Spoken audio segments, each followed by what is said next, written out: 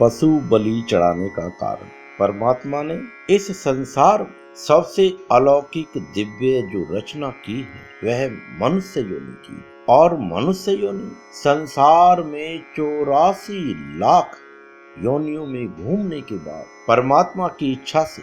जब जन्म मिलता है तो मनुष्य जीवन एक विशेष कार्य करने के लिए मिलता है। लेकिन मनुष्य जीवन ही एक ऐसा जीवन है जिसके अंदर परमात्मा की असीम कृपा के कारण मनुष्य अपनी इच्छा से संतुलन बनाते हुए संसार के समस्त सुखों का भी भोग कर सकता है, और मनुष्य योनि का जो विशेष कारण है उसको भी वह प्राप्त कर सकता है। अब इसके लिए परमात्मा ने मनुष्य को जो विशेष कीमती चीज बुद्धि दी है उसके कारण मनुष्य को अपने इच्छा के ऊपर छोड़ दिया गया है कि मनुष्य अपनी इच्छा से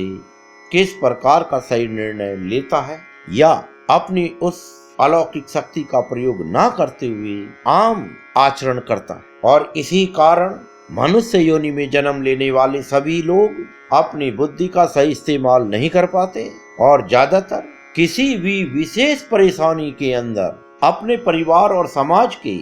सम्मानित, अनुभवी और बुजुर्ग लोगों के कारण उनके द्वारा दी गई परंपराओं का निर्वाह करते हैं और समाज की मान्यता अनुसार, परिवार की मान्यता अनुसार, कुल मर्यादा के कारण अपने परिवार के रीति रिवाजों को मानते हुए अपने किसी कार्य की पूर्ति के लिए अपने घर के देवी देवताओं को नियम अनुसार पूजन करते। लेकिन जब जीवन में कोई संकट आ जाता है, परेशानी आ जाती है, उन परेशानियों को टालने के लिए हर कोई चाहता है कि बेशक किसी भी तरीके से मान सम्मान के साथ, धन खर्च के साथ हमारी समस्याओं का समाधान हो जाए। और समस्याओं का समाधान करने के लिए या अपनी विशेष इच्छा की पूर्ति के लिए कि सामर्थ्य न होने के बाद भी कोई व्यक्ति अपने जीवन में किसी एक विशेष कामयाबी को चाहता है तो उसके लिए परमात्मा की विशेष कृपा के प्रति उसकी आस्था बन जाती है। जैसे कि पहले राजा लोग अपने राज्य को बढ़ाने के लिए अपने कुल गुरु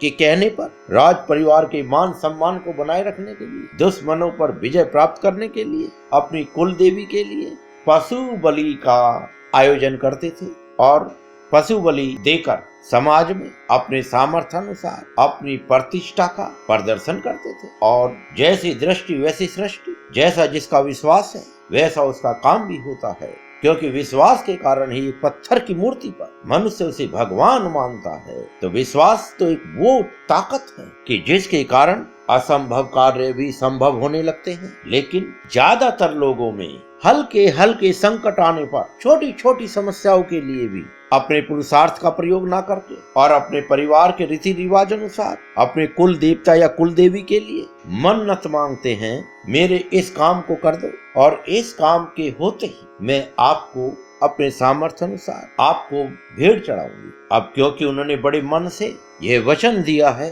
कभी घर में बेरोजगारी होने के कारण बच्चों की नौकरी लग जाए, कभी कोई दुर्घटना हो जाए, उस समय ये मन्नत मांगी जाती है। क्योंकि ज्यादातर लोग हल्के संकटों से भयभीत हो जाते हैं और भय के कारण ही वो सुरक्षा चाहते हैं, और सुरक्षा उन्हें अपने विश्वास के कारण, अपने परिवार के समाज के कारण, अपने रीति रिवाजों के कारण, अपने देवी देवताओं पर विश्वास करने से मिलती है। और जहाँ जिसका जैसा विश्वास है वहाँ उसका वैसा काम होने लगता है। और इस कारण से कि देवताओं को खुश रखो, वे हमारे संकटों को दूर करेंगे, वो इतने ताकतवर हैं, वो जो चाहे वो कर सकते हैं। यह विश्वास किसी भी मनुष्य को अपने संकटों को दूर करने का एक आसान तरीका दिखाता है, और वह पशु बलि चढ़ाने से कभी भी पीछे नहीं हटता, क्योंकि कुल मर्यादा के अनुसार, कुल परंपरा के अनुसार उसके यहाँ पर बलि चढ़ाई जाती है। और जिन समाजों में बलि चढ़ाने का रिवाज है वही ज्यादातर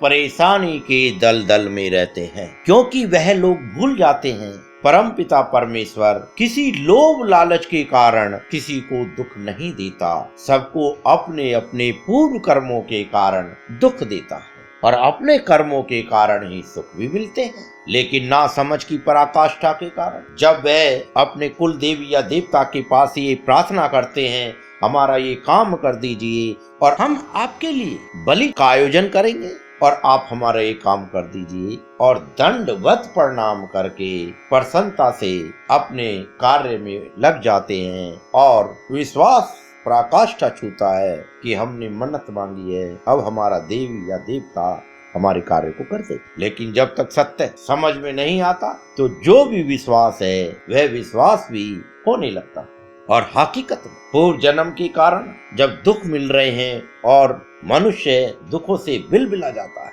अपने आप को असुरक्षित महसूस करता है, उस समय वह अपने देवी देवता की शरण में मन्नत मांगता है और उसका जो भी देवी देवता है उसके प्रस्ताव को स्वीकार कर लेता है, क्योंकि वह जानता है कि मेरा भक्त, मुझे मानने वाला सत्य नहीं समझ पाता कि सुख और दुख तो अपने कर्मों के हिसाब से मिलते हैं, पर इसने मुझ पे विश्वास किया है, तब उसका वो देवी और देवता अपने हिस्से के कुछ पुण्य कर्म उसके खाते में डाल देता है, जिसके कारण उसके जीवन में संकट के बादल छटने लगते हैं और जीवन में अनुकूल माहौल बनने लगता है। अब भक्त सोचता है, जब से मैंने मन्नत मांगी है मेरे कार्य सिद्ध होने लग रहे हैं, और जैसे ही वह अपने कार्य के सिद्ध हो जाने पर बलि की प्रथा का आयोजन करता है और देवी या देवता को अपना जो भी पशु उसने बोला है उसकी बलि चढ़ाकर अपने समाज के मिलने जुलने वालों को भोज का आयोजन देकर देवी या देवता के प्रसाद का वितरण करता है।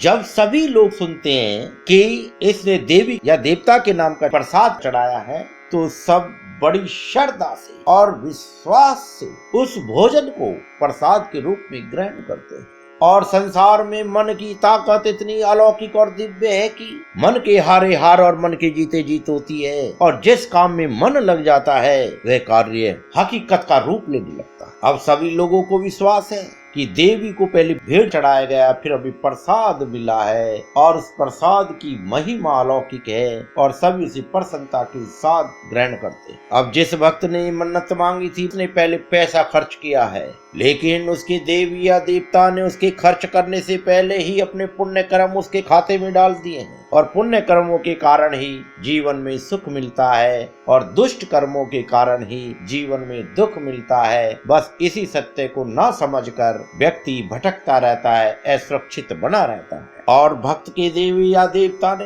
उसके चढ़ाए हुए भेंट को प्रसाद के रूप में वितरण कर दिया है, और जब सबने प्रसाद के रूप में उसे ग्रहण किया है तो प्रसाद ग्रहण करने के कारण जितने भी लोगों ने प्रसाद ग्रहण किया है उन सब के खातों से पुण्य कर्म थोड़ा थोड़ा उस देवता के पास चला गया है। और इसी प्रकार से जब कोई भक्त मन्नत पूरी करता है, उसकी मन्नत उसके देवी या देवता के पुण्य कर्मों के कारण पूरी हो जाती है, और उसने जो मन्नत का खर्चा स्वीकार किया था और जब उस खर्चे को पूरा करता है पैसा लगा के, उस समय उसके पैसे से चढ़ाई गई वस्तु वह उस देवी या देवता के तेज के कारण प्रसाद बन जाती है, और उस प्रसाद को जितना वितरण करते हैं उतना ज्यादा पुण्य देवी देवता के खाते में आ जाता है। इसीलिए हर देवी और देवता हर भक्त से चाहते हैं कि तू कोई भी मन्नत पूरी करवा ले, बदले में तू मुझे क्या देगा। और भक्त अपने श्रद्धा सामर्थ्य के अनुसार जो भी मन्नत मांगता है उसे पूरी करनी पड़ती है, और उसी मन्नत से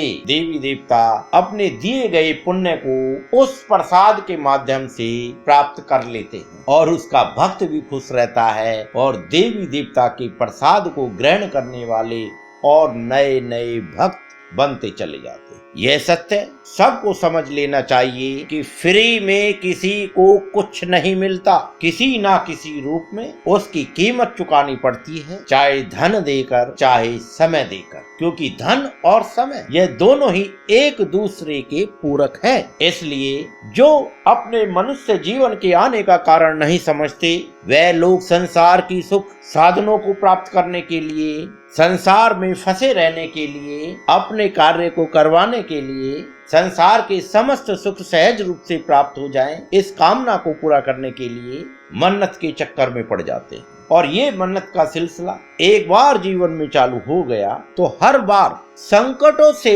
जूझने के अलावा वह मन्नत का सहारा ले लेता है। जबकि संसार में बगैर परमात्मा की इच्छा के बगैर कुछ नहीं होता। इसलिए हमेशा अच्छे कर्म करने चाहिए जिसके कारण कभी जीवन में दुख न आए और जीवन में हमेशा सुख बना रहे। जब सुख समय से चलता रहेगा, हमेशा परेशानी नहीं होगी, तो किसी को किसी की सहायता की आवश्यकता नहीं होगी और कोई नहीं चाहता कि मैं किसी से सहायता लूं। लेकिन जब कर्म खराब हो और संकट में फंसा हो तो सबको सहायता लेनी पड़ती है और सहायता के बगैर काम भी नहीं चलता। इसलिए जो अपने आप को असुरक्षित और कमजोर समझता है वही मन्नत के सहारे अपनी इच्छाओं को पूरा करना चाहिए। जय गुरुदेव।